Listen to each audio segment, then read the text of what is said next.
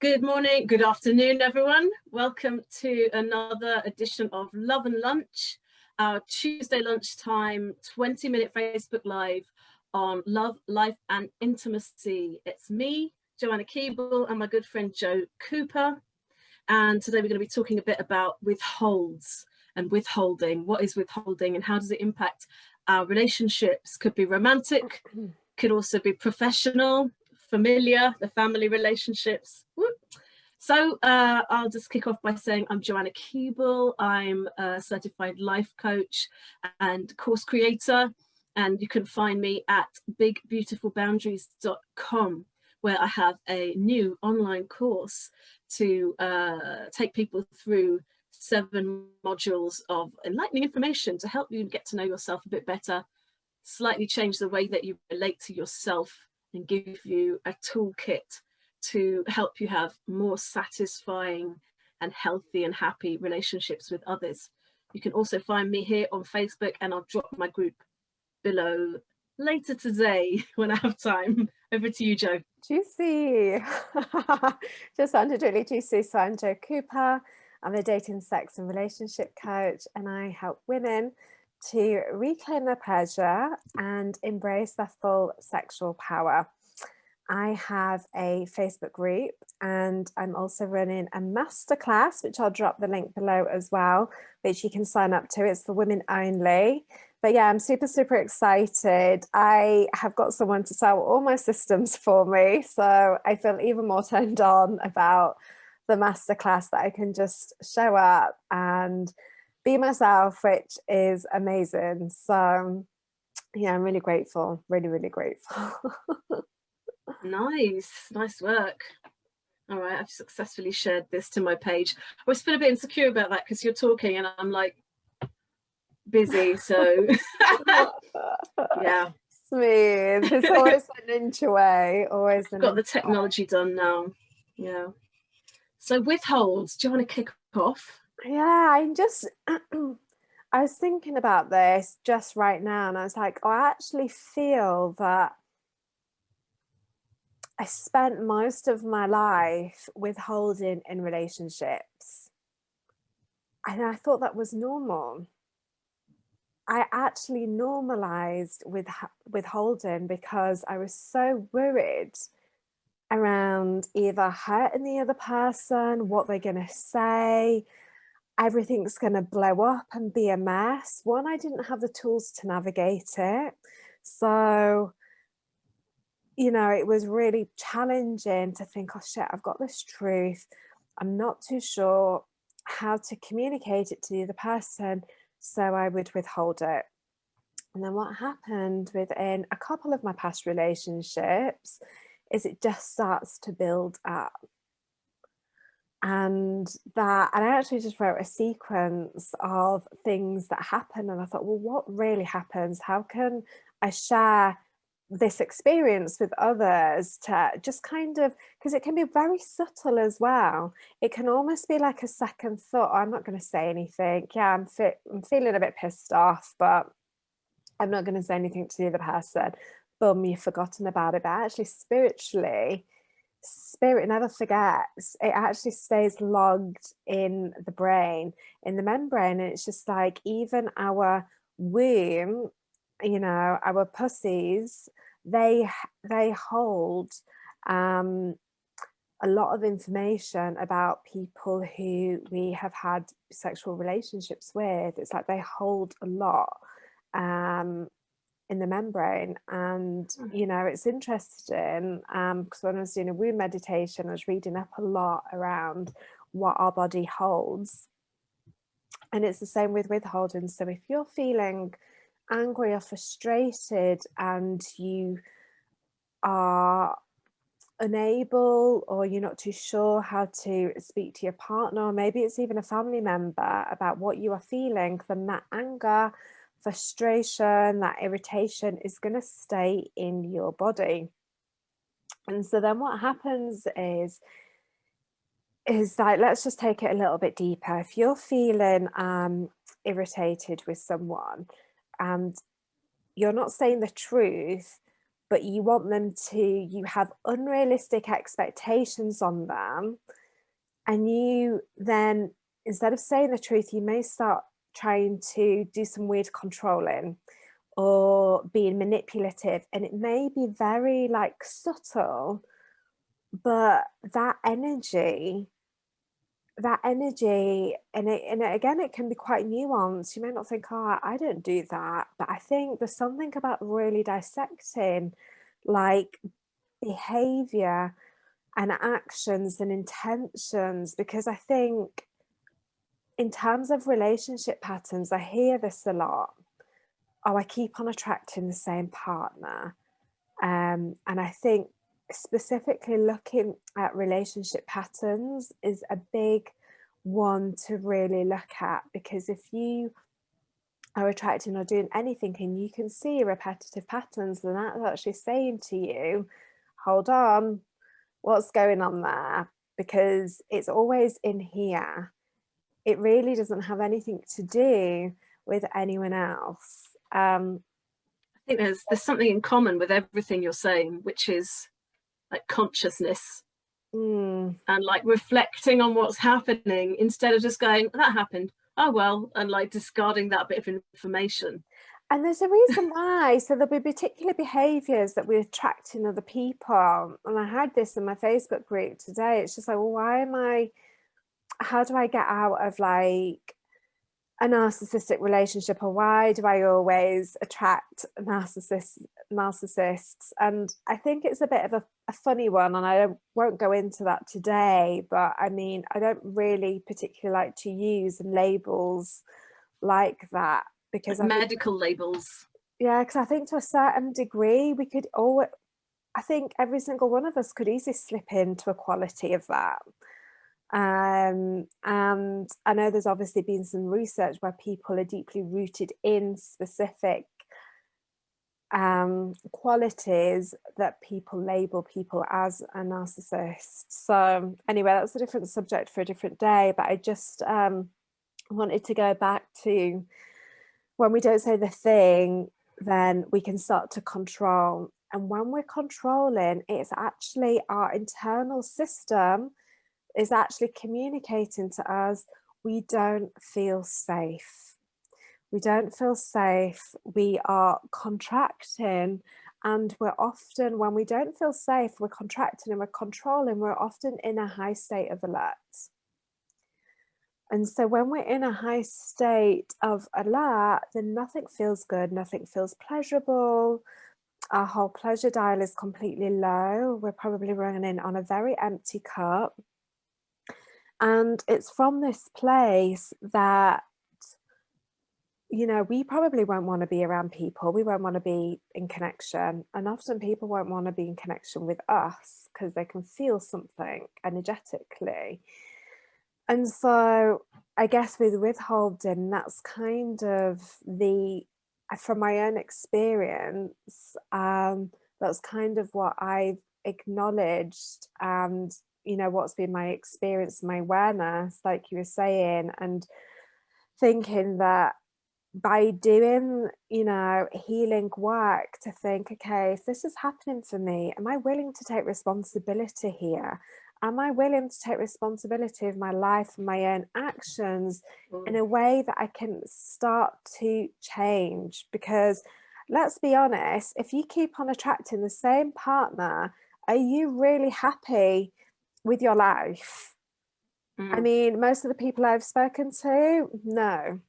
And it's like, yes, it will always come at an investment, because people don't do this work for free.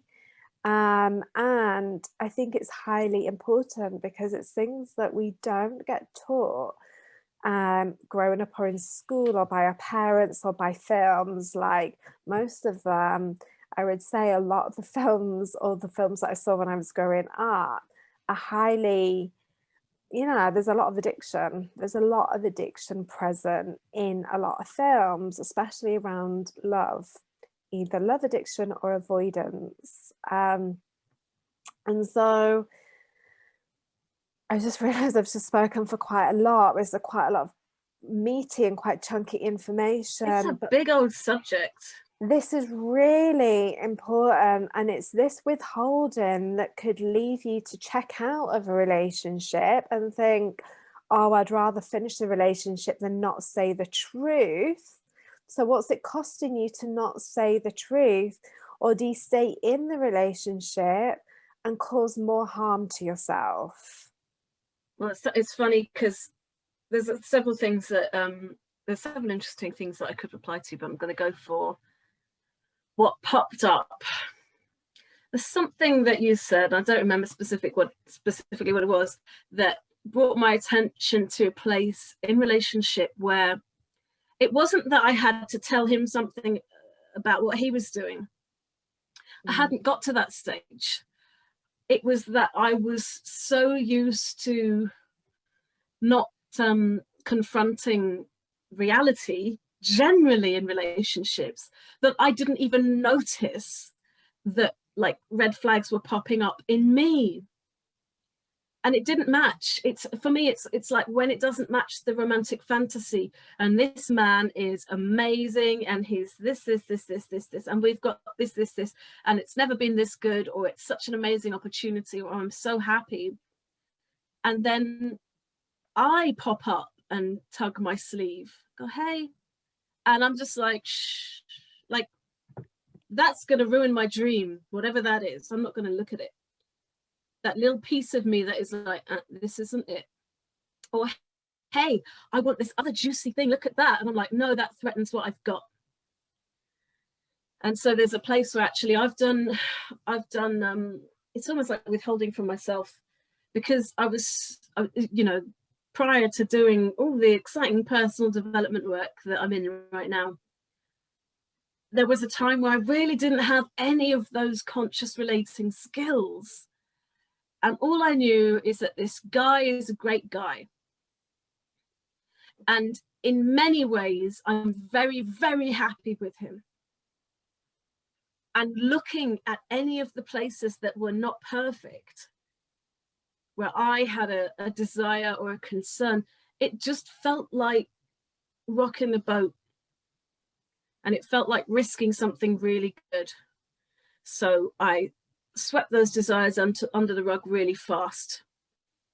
I pushed away any complaints. And we never really had conscious conversation. I had no idea how to have a conscious conversation. Every now and then we'd have conversation. All right, well, I'll tell you. Thank you for asking. Excellent question. Well done, you. So we would every now and then we'd have a blow up, like, why do you do this and why do you do that? And I would pack a bag. Like, that's some bullshit right there. I genuinely, because I was in his country, right? And so I felt quite insecure that I definitely had some fear of abandonment from him.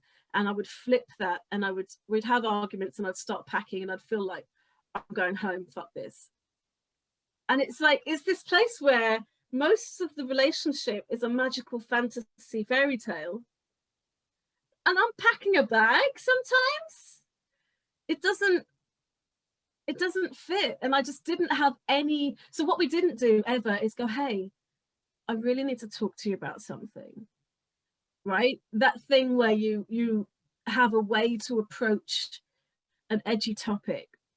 And my terror was that if I say anything to him that isn't, I want you, and you are all that I want, that I would destroy him, and that I would be a terrible person, that it would be insulting to him and to us for me to want something else.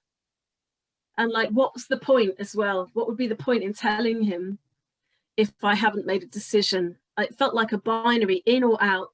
And what I didn't know that I now know is how much room there is to discuss and negotiate things in relationships, and also the immense value of just saying the thing. And that you can do that if you can find ways to do that, skills that help you do that with safety built in. That's the key right there, just to reiterate, like finding the skills and creating safety.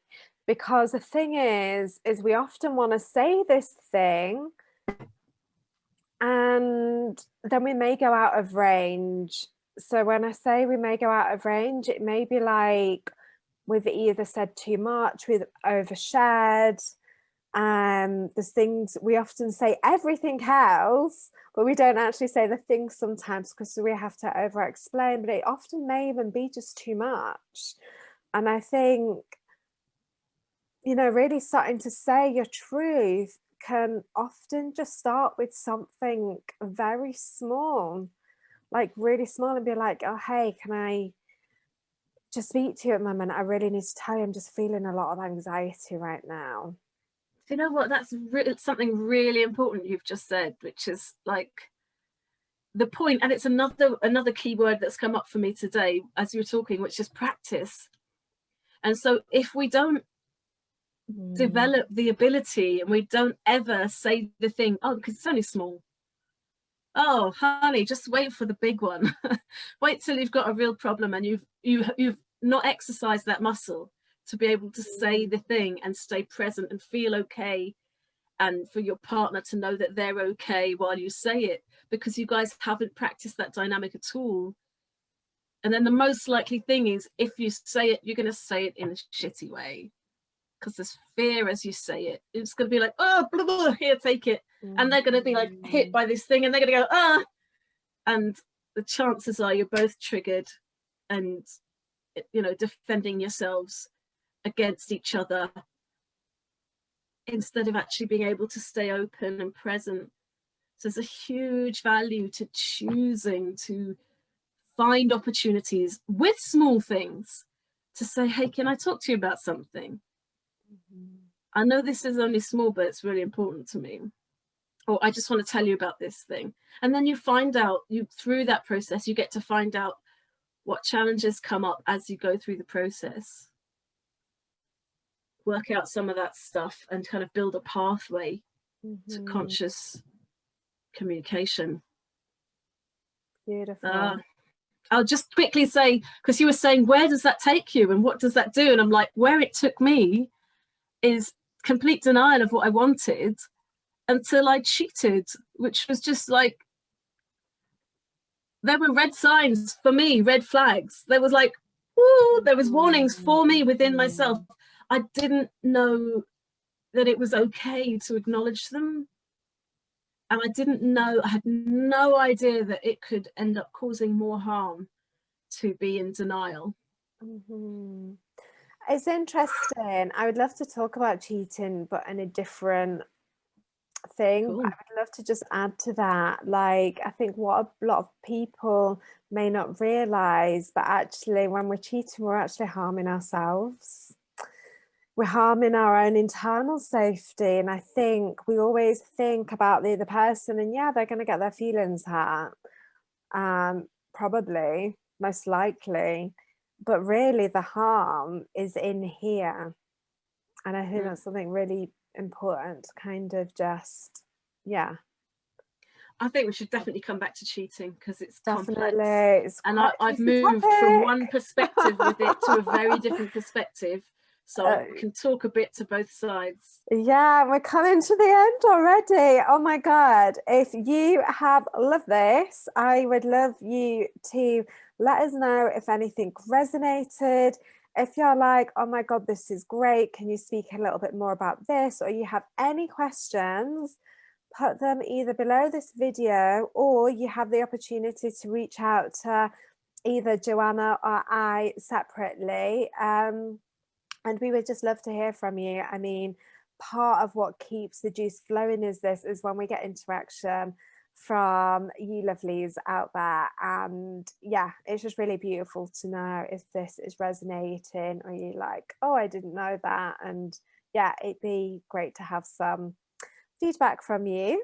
And yeah, I think we're going to wrap this up. So just to let you know, I'll be posting a link to my Facebook group and also my masterclass that's on the 11th, which is a new moon for a new you. So yeah, lots of sparkles and joy and turn on are going to be there. But a lot of, yeah, I think really the thing that I mean, I can't say what's going to be transmitted, it's just going to be there. But I mean, a lot of, really what life feels like when you are devoted to the feminine, especially within relationships. And for women, this is for women only, and the feminine lives within inside of you, and she's there. And when you really bring her out into relationships, like, we'll look at what can really start to happen, what can be ignited, what can really start to be alive within you. So very rich. So I'll put that below. And Joanna? Yep. So I will share my Facebook group as well. I've got a small, beautiful community. It's funny because I'm like really interested in getting people who are really interested in kind of thinking outside the box a bit and doing a bit of growing and a bit of changing. It's super gentle. We're not doing any dramatic, okay, now share everything that's ever happened to you. We go nice and easy, but I'm really enjoying the project of having a little group of people where I can sort of show a lot of different sides of the influences that impact our attitudes and our beliefs around relationships, often in negative ways. Sort of how we came to be here, noticing the media that we're consuming and the impact that's having on us, and offering some useful answers that you might not see everywhere on the internet. There might be the opposite of what you see everywhere on the internet. So if I've piqued your curiosity, then pop in and have a look around. Beautiful. All right then, lovelies, until next time, if this is the first time that you've caught us live, tuned in, then it's every Tuesday at 1 p.m. So yeah, we're looking forward to seeing you next week. Ciao.